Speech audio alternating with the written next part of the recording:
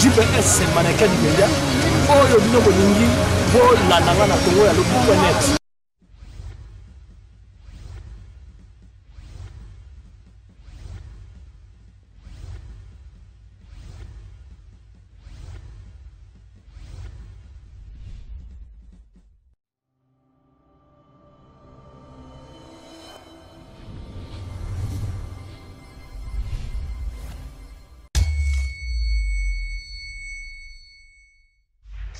Du nouveau sur Congo ya Lobby.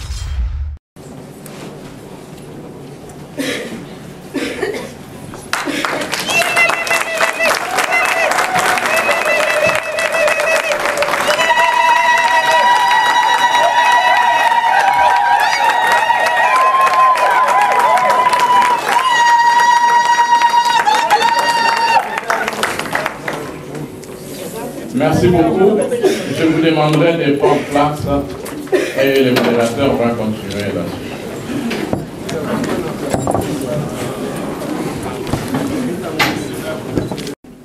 On peut dire aujourd'hui, le peuple congolais est en train de vaincre la peur. Qui était son ennemi numéro 1? Et là, je crois que c'est une avancée que rien ne pourra arrêter. Un peuple qui a compris et un peuple qui se met debout, c'est un peuple qui peut aller plus loin. Amen. La deuxième avancée, c'est le comportement de la classe politique. Sous la pression de ces trois marches, nous voyons du côté de la majorité présidentielle un changement d'attitude. La majorité présidentielle commence à réfléchir en termes d'aller aux élections. Il devient évident pour la majorité présidentielle que les élections auront lieu à la date annoncée. Et on le voit, la majorité est en train de se préparer pour aller aux élections et gagner. Et gagner de manière écrasante. On ne peut pas leur faire des reproches. C'est une bonne guerre en politique, en démocratie. Du côté de l'opposition, il faut quand même reconnaître que l'opposition est tellement fragilisée au Congo qu'on se demandait même mais où sont les dirigeants de l'opposition. Il faut aussi reconnaître que le pouvoir fait tout pour diviser l'opposition et la fragiliser. Mais ce sont les politiciens de l'opposition qui se prêtent à ces jeux. Il n'y a personne qui les oblige à jouer les jeux du camp adverse. Mais sous le coup de dollars, parce que l'homme congolais est très sensible à ça, il y en a qui se laissent avoir. Donc, malgré sa faiblesse actuelle, nous notons du côté de l'opposition quand même un effort de regroupement. Parce que l'opposition n'a aucune chance de gagner les élections si elle se présente en ordre dispersé. Il y a un effort qui a commencé. Nous avons suivi ce qui s'est passé en Afrique du Sud, il y a quelques jours, autour de la personne de Moïse Katumbi. Il a réussi à fédérer avec quelques partis politiques de l'opposition autour de son nom. Il y a un autre regroupement qui s'est constitué au niveau de Kinshasa entre l'UNC, MLC et Palou. À un moment, il y avait l'UDPS, mais il y a eu le message contradictoire du secrétaire de l'UDPS qui a jeté du trouble sur ce qui se constituait. Ça, c'est la faiblesse actuelle de l'UDPS. Il y a Félix qui dit une chose et son secrétaire dit autre chose. Un royaume divisé est un royaume qui va à sa perte. Ça, c'est la situation actuelle. Pourquoi nous sommes ici? Nous sommes ici pour une simple raison. nous avons constaté que les choses évoluent au Congo s'il y a une vraie pression. Pression interne et pression externe. S'il y a conjugaison de ces deux pressions, la situation évolue. Nous avons commencé déjà au niveau interne et le constat, c'est le travail fait par le CLC. C'est un travail qui a fait bouger les choses. Les lignes sont en train de bouger au Congo. Il faut consolider ce qui s'est fait à l'interne par un appui de la communauté internationale. En commençant par les Nations Unies, tout de suite, notre secrétaire général va à New York parce qu'il y a une communication à faire demain au niveau du Conseil de sécurité. Mais nous continuons à sensibiliser les grandes puissances qui ont une certaine influence sur ce qui se fait au Congo. Ce qu'on appelle la communauté internationale. Nous savons tous, nous n'aurons pas les élections à la date annoncée. Il y a eu quelques citoyens, concitoyens laïcs, catholiques et autres qui ont analysé notre message et qui se sont dit nous allons passer à l'acte. Et de leur analyse est sorti le groupe que vous connaissez bien, le CLC, Comité laïque de coordination. Ils se sont dit nous allons nous mettre debout. Nous mettre debout, non pas contre quelqu'un, non pas pour nous attaquer au bien des gens, des autres. Nous voulons tout simplement manifester pour réclamer l'application effective de l'accord de la Saint-Sylvestre, qui n'est rien d'autre que la Constitution du Congo. Que les élections aient lieu à la date fixée. Ce comité a déjà organisé 3 marches et qui a réussi à mobiliser le peuple congolais, c'est qu'aucun parti politique n'a jamais réussi depuis quelques années. Ça signifie que le peuple congolais veut aller aux élections. Le peuple congolais veut une alternance démocratique, pacifique, au sommet de l'État, parce que c'est de cette manière, espère-t-il, que le changement pourrait intervenir. Nous savons comment les manifestations, les marches organisées par le CLC ont été violemment réprimées. Avec des gaz lacrymogènes,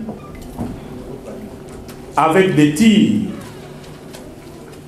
aux balles réelles, non pas pour décourager des gens qui marchent, mais en tirant sur des personnes, à bout portant.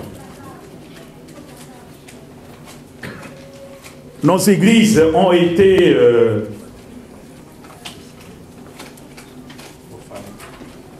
profanées, désacralisées, des consacrés, de prêtres ont été brutalisés et humiliés, tout simplement parce qu'ils ont voulu demander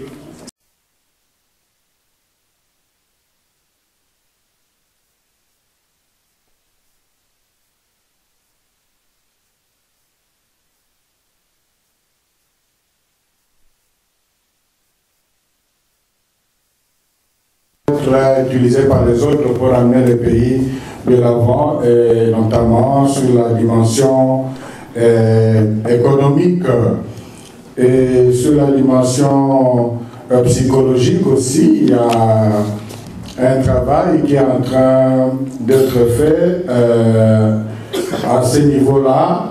Et aussi pour votre information, quand vous avez suivi la publication du monitoring ou l'observation de la CENCO, de la commission Justice Paix des marches, il était indiqué que dans quelques paroisses, la police a été très correcte.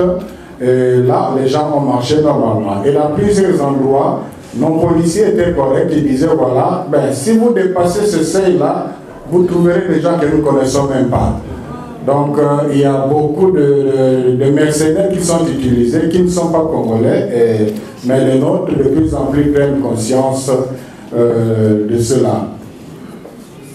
Alors, la dimension politique, bon, l'Église a quand même sa doctrine sociale. L'Église ne peut pas soutenir un parti politique, mais l'Église encourage justement à toutes les tendances politiques. Au fait, le Congo aujourd'hui a besoin de renouvellement de la classe politique, que ce soit la majorité comme dans l'opposition. Je me demande quel discours aura la majorité pour convaincre, sinon s'il n'y a pas une nouvelle dynamique. L'opposition, c'est la même chose. Par moment, pour m'amuser, je dis le Congo a besoin d'un Macron congolais. Et la proposition d'une expertise, je crois que c'est la bienvenue. La commission de justice et paix de la CENCO est disposée à recevoir toutes ces propositions. Et pour la deuxième question, moi ça me fait toujours de la peine que je parle à des gens que je ne vois pas. La deuxième question c'est, est-ce qu'on peut faire confiance au président Kabila pour organiser les élections? C'est la question qui a été posée. Est-ce qu'on peut faire confiance au président Kabila pour organiser les élections? Moi, j'apprécie beaucoup votre réaction. Mais je crois que cette réaction doit être généralisée vis-à-vis de la classe politique que nous avons actuellement au Congo.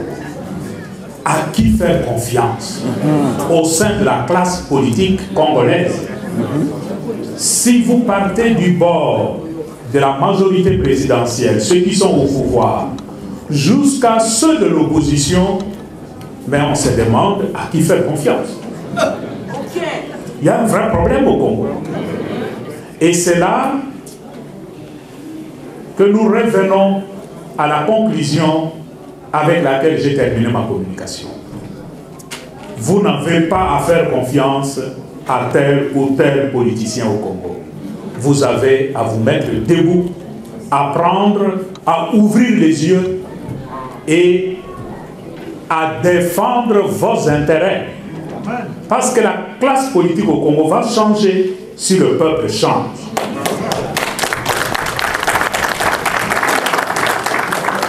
Le dernier intervenant, c'est le partisan de la lutte armée. Évidemment, nous, en tant qu'Église, nous ne pouvons pas prôner la lutte armée. Ça, c'est contraire à nos convictions à nous. Nous respectons le point de vue de celui-là, mais ce n'est pas notre point de vue. Merci. Aux élections, si même la population n'est pas vraiment identifiée, on ne sait pas qui est qui, on est infiltré. Comment pouvons-nous aller aux élections si nous avons des doutes de notre gouvernement? Comment pouvons-nous aller aux élections si, par exemple, le président de la CENI, personne ne lui fait confiance? Comment pouvons-nous aller aux élections si l'opposition est dispersée, corrompue? Comment pouvons-nous aller aux élections si la diaspora ne vote pas? Comment pouvons-nous aller aux élections comme la question a été posée, notre pays est occupé ou pas? La réponse est oui.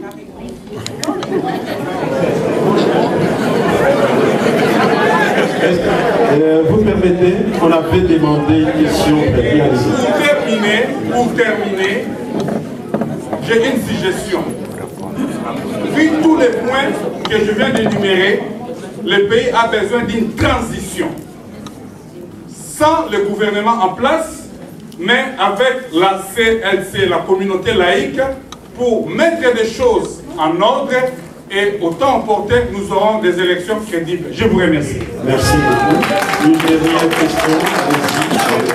Dommage que si au bout du combat de la CEMCO, finalement le pays est dirigé par les charlatans. Je crois que c'est ce qu'il voudrait dire. Oui, ça c'est vrai. Et la CEMCO, et c'est aussi une des raisons d'être ici, la CEMCO est en train de travailler à l'éducation civique électorale, avec, pour ne parler que de ce qui est fait avec le développement épais, on a formé après la deuxième campagne 8 600 000 et on est en train de continuer. Là c'est un des programmes. Il y a l'autre programme avec la commission JCP, donc c'est au niveau de la formation de conscience que l'Église entend préparer les futurs cadres de ce pays. Et quand le Monseigneur dit que si le peuple ne se met pas debout, se mettre debout ne veut pas dire simplement aller marcher, c'est justement prendre le courage de venir avec de nouvelles idées pour défier tous ceux qui ont entraîné le pays dans. Ce serait dommage si on retrouvait le même visage aux prochaines élections, alors qu'il y a des gens qui pensent autrement, qui peuvent faire mieux. Donc l'Église contribue à cela, non en désignant les candidats, parce que nous avons les fidèles dans tous les partis politiques. On n'est pas là pour soutenir un parti politique. Il y a le bon et le mauvais de part et d'autre. C'est au niveau de la conscience que l'Église est en train de travailler et je crois qu'il y a à espérer.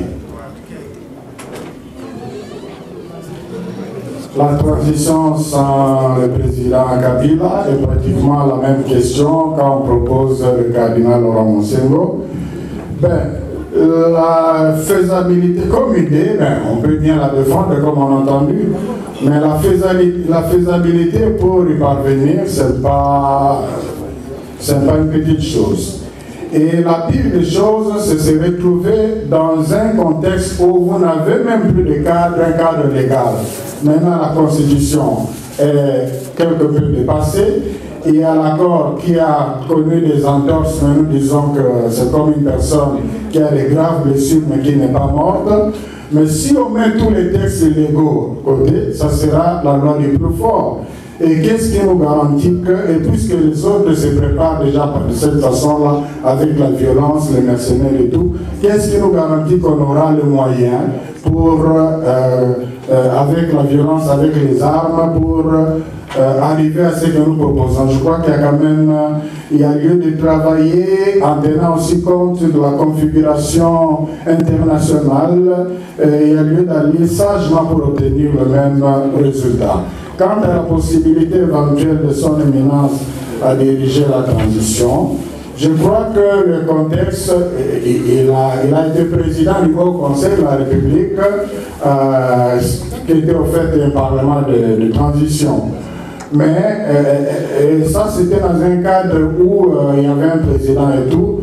La doctrine sociale de l'Église, dans les cas d'espèce, ne lui autoriserait pas. Donc, n'oubliez pas que le cardinal n'est pas seulement congolais, mais il est prélat d'une église disciplinée, une église qui a aussi son droit. Donc, il ne va pas se distinguer comme un bon Congolais, mais comme un cardinal recalcitrant par rapport à la hiérarchie. Le plus important, c'est qu'il est avec les Congolais, il va avec les Congolais, mais il serait plus honoré s'il y a des laïcs qui sont inspirés de ces convictions et qui s'affichent et qui seront certainement soutenus par l'Église.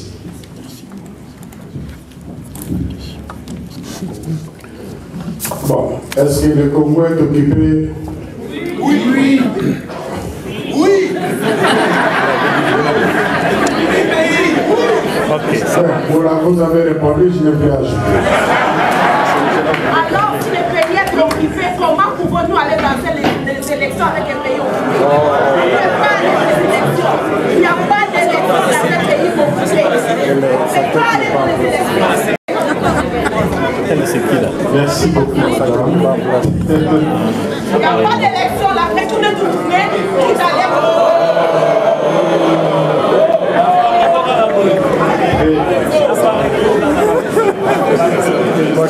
Ce qu'il fallait s'attendre. L'histoire du Congo, c'est cette histoire qui tient à cœur chacun, chacune. Il est question de se maîtriser et de garder son sang-froid. Alors nous allons continuer avec la salle des questions. Nous commençons par cette. Bon, il y en a qui n'ont pas posé de questions, ils ont apporté plutôt des contributions. Lorsqu'il s'agit d'exhorter les uns et les autres à se soutenir mutuellement, surtout quand on est ici à l'étranger, et nous avons à apprendre d'autres communautés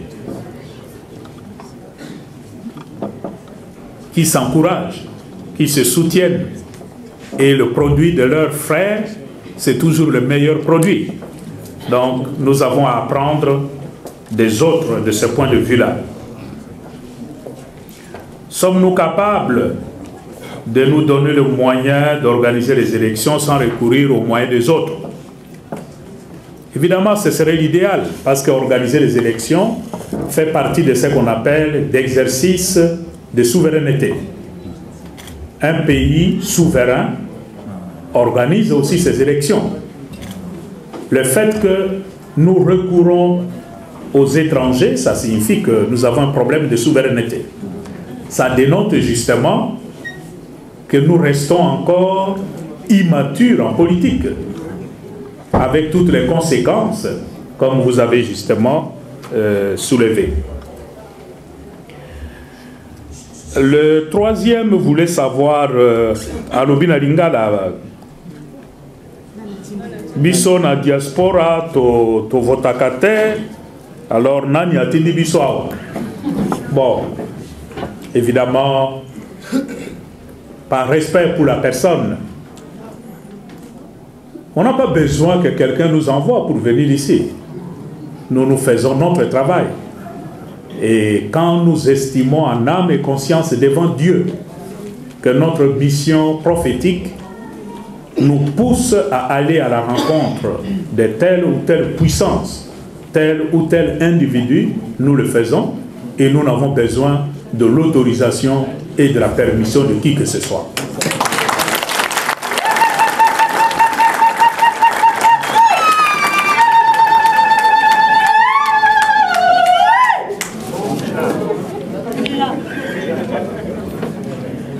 Possibilité d'évaluer l'accord et voir comment réduire l'influence, l'importance de certains partis politiques ou de la classe politique. Je voudrais plutôt ici être modeste. Ne donnez pas à la SENCO un rôle qui ne relève pas de sa compétence. La SENCO fait déjà beaucoup et comparer ce que nous sommes en train de faire au pays avec les autres conférences des pays voisins, la SENCO fait énormément. Mais nous évoluons dans un milieu politique pourri. Et le temps de négociation, nous avons eu à côtoyer ces gens de près. Et je peux vous dire, ma foi, nous n'avons pas une place politique au Congo. Nous avons plutôt une bande de gens préoccupés tout simplement de leur intérêt égoïste, individuel et familial. Et au sein d'une telle classe politique, il est difficile que la SENCO fasse plus que ce qu'elle fait déjà. Mais on essaie. Avec la grâce de Dieu, nous espérons qu'on peut toujours faire avancer la cause du Congo. La deuxième dimension, je crois, c'est une information. Peut-être celui qui a posé la question n'avait pas cette information-là. Nous avons commencé l'éducation civique et électorale du peuple congolais depuis 2006. Et le programme s'est amplifié depuis ces dernières années. Et si on commence à noter une évolution dans le comportement même du peuple, je crois que c'est aussi, entre autres, le fruit de ce travail d'éducation civique et électorale. Merci.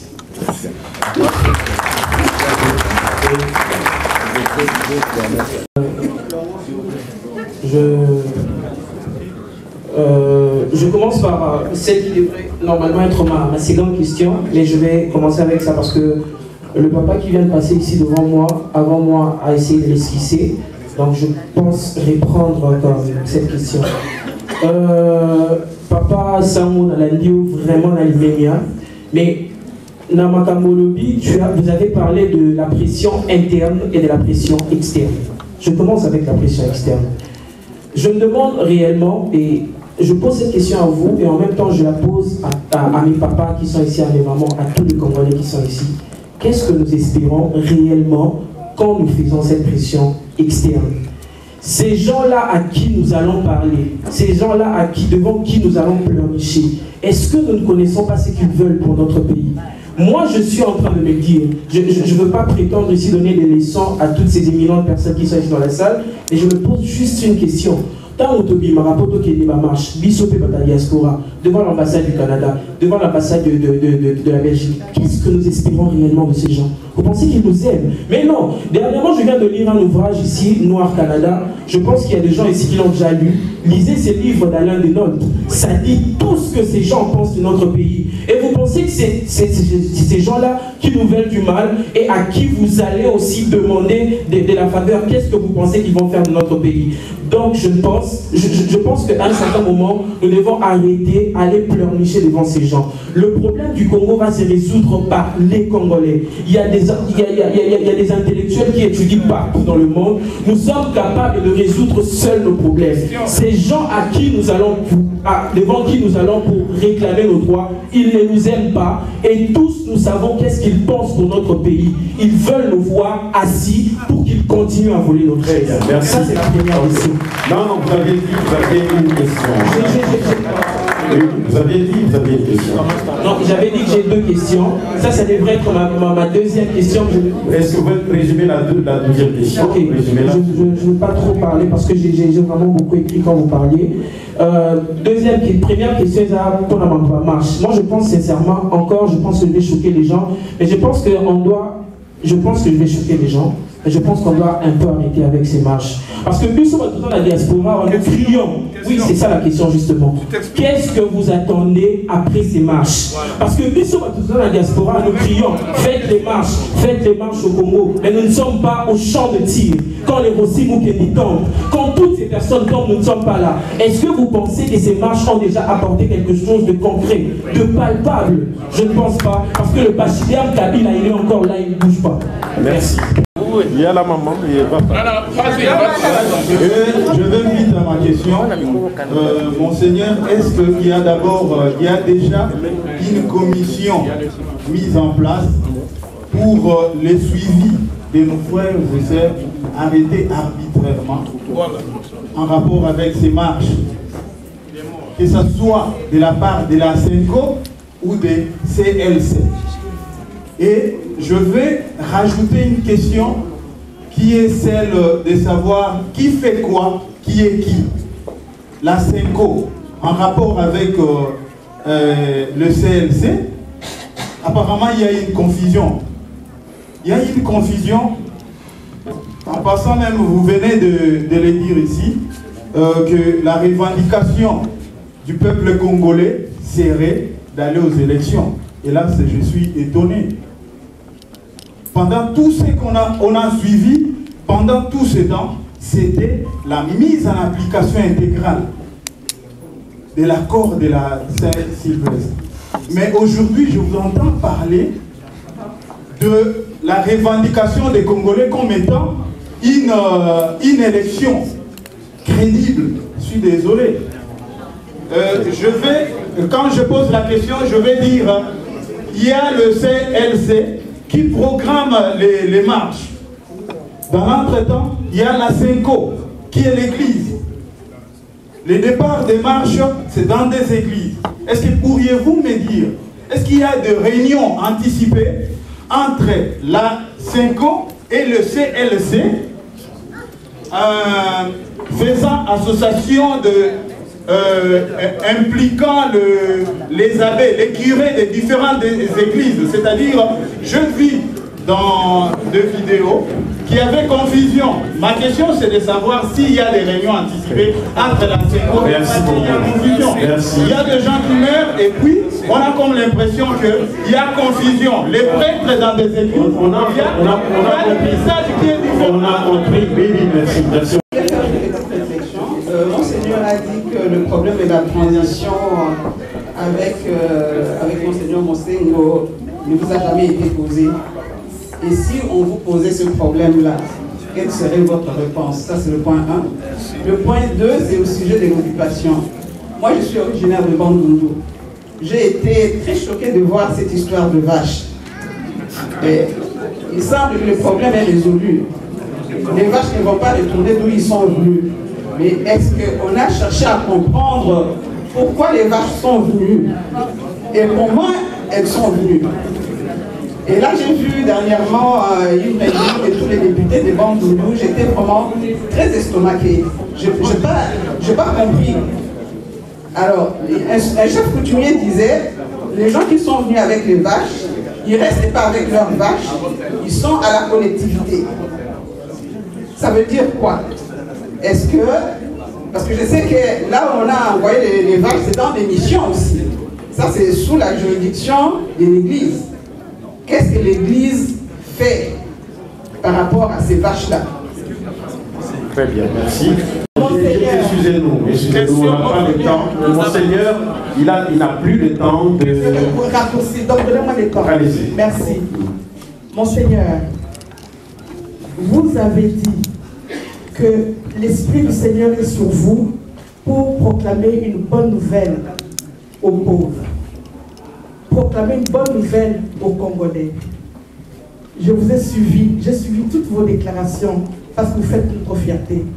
Aujourd'hui, la bonne nouvelle, c'est tout à fait cessante, les départs imminents des Kabila sans aucune condition.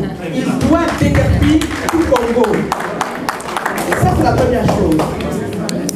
Parce qu'il est l'équation ami l'inconnu. Un seul individu qui a des spectacles désolants. Les Congolais valent mieux. Nous valons mieux, Monseigneur. C'est lui seul, qui est le problème. Comment voulez-vous que quelqu'un qui est le problème puisse solutionner le problème qu'il crée lui-même? Les 15 dernières années, c'est la descente aux enfers du Congo à cause d'un individu, Hippolyte Kadambe. Il doit partir et il doit partir maintenant sans condition. Merci. Maintenant, Kabila est transition sans Kabila. Monseigneur, il y a des éminents fils dignes de ce pays qui ont réfléchi sur la question. Les 7 comités exécutifs de transition, ils ont même eu l'occasion d'écrire à la CENCO la faisabilité de la transition sans l'individu. Ils vous ont donné des suggestions, ils ont donné des idées, ils ont consulté le monde entier avant de vous donner des idées ou de propositions concrètes de comment on peut le faire sans lui. Et je pense que ça vaut la peine que vous puissiez jeter un coup d'œil et répondre aux Congolais. Maintenant, la dernière question. Monseigneur, je voudrais vous demander, quel est les jours que nous allons ne plus parler des catholiques, de protestants, des évangéliques, d'être un, parce que le Christ que nous tous nous servons n'est pas divisé. Pour que vous puissiez prendre ce leadership, de dire que nous sommes un, nous sommes divisés. Une maison divisée contre elle-même ne peut pas subsister. Voilà pourquoi ces gens nous ont mis à terre. Mais si nous étions un, chrétiens, comme Christ, nous n'allions jamais faire face à des gens qui sont venus. Les Congolais sont des princes, mais ils ont été mis à terre et les esclaves sont sur les chevaux. Merci beaucoup, maman. Merci. Merci. Le premier a parlé de la question de la pression interne, pression externe, et il s'est apaisanti surtout sur la pression externe. Comment nous pouvons aller vers ceux qui font perdurer ce système chez nous pour demander qu'ils viennent à notre aide. C'est vrai, et je comprends la colère de ce jeune homme qui parlait. C'est une colère légitime. Mais en même temps, l'avantage de parler avec ces gens, ce n'est pas parce qu'ils nous aiment beaucoup ou c'est à cause de nos beaux yeux qu'ils vont intervenir. Ils vont intervenir s'ils arrivent à la conclusion qu'avec le système actuel, leurs intérêts ne sont plus garantis au Congo. C'est autour de leurs intérêts. Donc nous n'allons pas chez eux pour demander qu'ils nous aident à cause de nos beaux yeux. Ils ne le feront jamais. L'unique langage qu'ils comprennent, c'est leurs intérêts. Ils ont utilisé Mobutu pendant plus de 30 ans et Mobutu a beaucoup servi l'intérêt des États-Unis. Mais quand ils se sont rendus compte que ce n'est pas avec Mobutu qu'ils peuvent assurer leur intérêt au Congo, ils ont changé. Donc la pression, c'est un peu dans ce sens-là. On n'est pas naïfs. Nous ne sommes pas naïfs. Nous savons que ces gens ne nous aideront jamais contre leurs intérêts à eux. Mais on joue autour de la carte de leurs intérêts pour qu'il y ait des changements chez nous. Et partout au monde, ça fonctionne comme ça.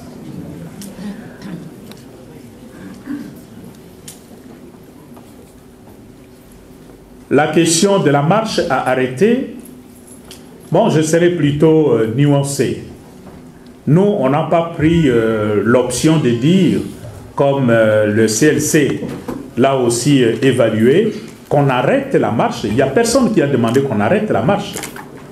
Mais on a plutôt évalué la période que nous sommes en train de vivre et le CLC est arrivé à la conclusion que pour le moment, c'est-à-dire ce mois-ci, le mois de mars ou le mois d'avril, il n'y a pas d'enjeu qui soit proportionnel au risque encouru avec les marches. Et les marches peuvent être considérées comme un joker. Et les jokers, on fait recours aux jokers au moment ultime. Si à chaque moment vous sortez votre joker, le moment critique que vous en aurez besoin réellement, vous n'aurez plus rien entre les mains. Il faut y aller de façon graduelle. Je crois que c'est ça la logique qui prime actuellement au sein du CLC et qui est soutenue par l'Église catholique. On n'a pas tourné le dos aux marches, mais il faut utiliser les marches de façon rationnelle parce qu'il y a quand même des vies qui tombent. On ne peut pas recourir à ça à la légère. Effectivement, nous travaillons sur le sort de nôtres qui ont été arrêtés à la suite des marches. Le CLC lui-même est en clandestinité, vous le savez. Ils ne sont pas libres de leur mouvement. Et nous travaillons aussi, nous, en tant que SENCO, nous travaillons sur ce dossier pour qu'ils soient libres de leur mouvement. Ils n'ont commis aucun délit. Les autres qui ont été arrêtés, l'essentiel a été libéré. S'il y a encore quelques-uns qui sont en prison, c'est la situation qui prévoit actuellement à Goma, surtout à Goma. Mais nous suivons le dossier avec l'évêque de Goma. Donc nous sommes sur le dossier, ce n'est pas que les gens manifestent, on les arrête et nous lavons les mains. Non, nous sommes des parents responsables.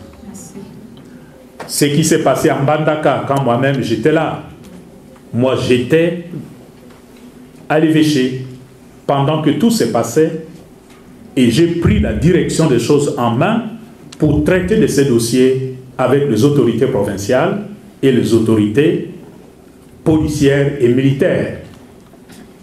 Le lendemain, celui qui avait tué le jeune Eric a été jugé, condamné et la décision a été qu'il soit transféré à Angenga, qui est la prison la plus sécurisée depuis l'époque coloniale, dans la forêt. Donc nous sommes sur le dossier et nous ne voulons pas que nos enfants qui prennent le risque de marcher et de se faire tirer dessus se retrouvent abandonnés par leur église mère. Il n'y a pas de confusion entre SENCO et CLC. Aucune confusion, au contraire. Le CLC, c'est un groupe qui met en application les orientations de la SENCO. Comment à ce moment-là on peut être en contradiction? Même si le CLC dit l'objectif c'est aller aux élections. C'est ce que nous avons toujours soutenu. Moi je ne crois pas qu'il y a de confusion de ce côté-là. Nous savons où nous allons et nous essayons de donner le meilleur de nous-mêmes pour qu'on aille vers les élections. Ce qui est vrai, comme je l'ai dit dans ma communication, nous ne voulons pas n'importe quelle élection. Que ce soit des vraies élections et des élections crédibles.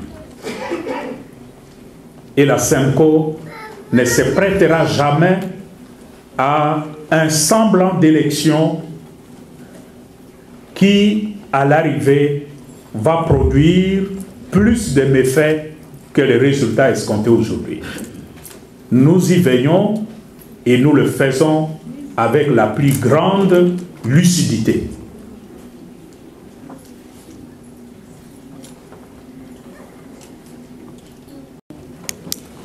À l'administrateur de la transition, si la question nous était posée, comment nous allions réagir? Ben, posez-nous la question, à ce moment-là, nous allons étudier. Pour le moment, je ne peux pas répondre, parce que la question ne nous a pas été posée. Nous n'avons pas eu le temps de réfléchir à une telle question,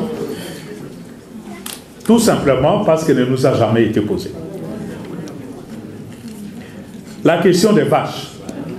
Vous avez lu sur les réseaux que les notables du Bandundu, avec les autorités du gouvernement, avec Minaku, ont discuté de la chose et ils ont trouvé un accord. Et ils demandent maintenant au gouvernement d'acheter les vaches. Bon, ça, ce sont les dernières informations à notre possession. Mais ce qui se passe derrière, je ne sais pas. Ce qui n'est pas juste, que j'aimerais corriger, c'est d'affirmer que les vaches ont été sous la juridiction de l'Église catholique dans les paroisses. À ma connaissance, ce n'est pas vrai. Au contraire, le premier à dénoncer l'histoire des vaches, c'était l'évêque d'Idiofa et l'évêque de Kikwit. C'était eux le premier à dénoncer et à prendre de photos pour faire circuler ça sur les réseaux. Ils ne peuvent pas être en même temps ceux qui gardent les vaches et s'en prendre aux vaches. Non.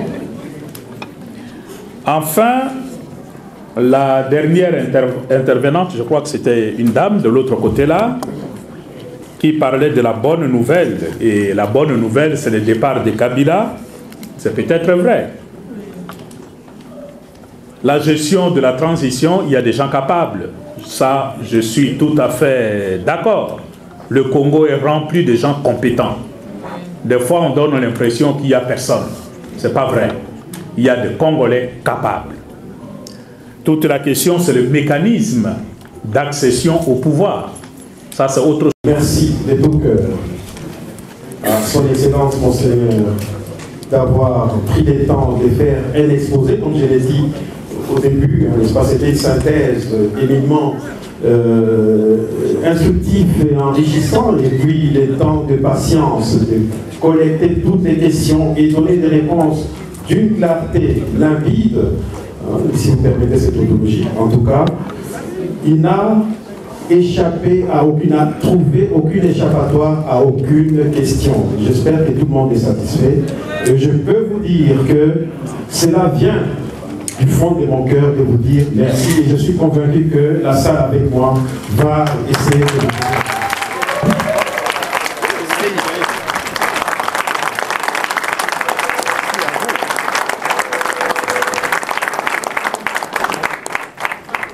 Merci beaucoup, maman.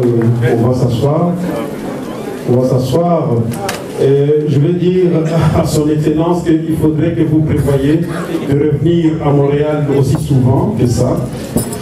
Cette séance devait être tenue à l'université à l'UQAM, mais compte tenu de la sécurité, on a voulu la tenir ici et on a vu les conséquences. Comme à l'UQAM, la sécurité, le niveau de sécurité un dimanche était très réduit, on a préféré le faire ici, et heureusement d'ailleurs. Et donc, pour terminer, nous avons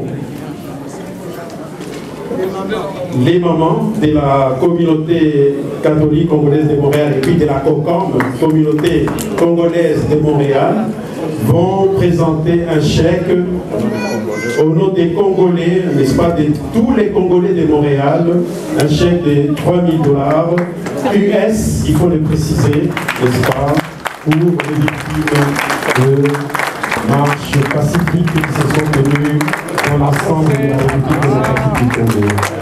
Merci beaucoup les mamans. Photo. Pour la photo. Pour la photo. C'est comme ça. Ah, voilà, c'est ça. Ah, comme ça. Voilà, On peut juste avancer un peu devant. On va voir le stade ici. Avancez ici. Ça va, ça va. Ok. Prenez photo.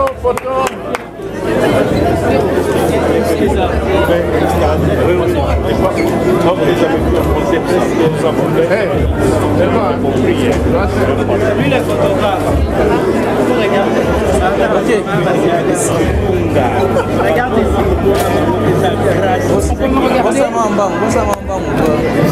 Merci beaucoup. Ok. C'est bon, c'est fini.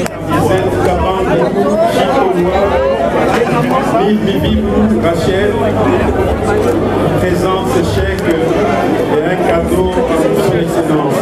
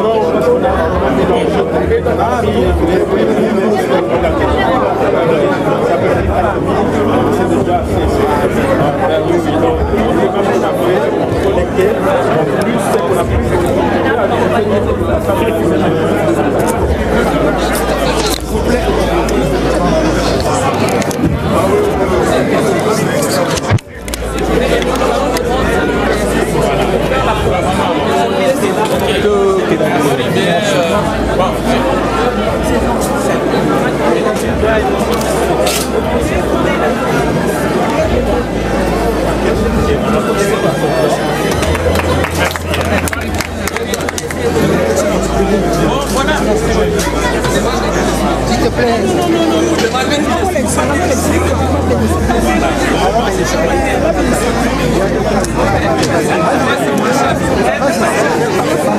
Non,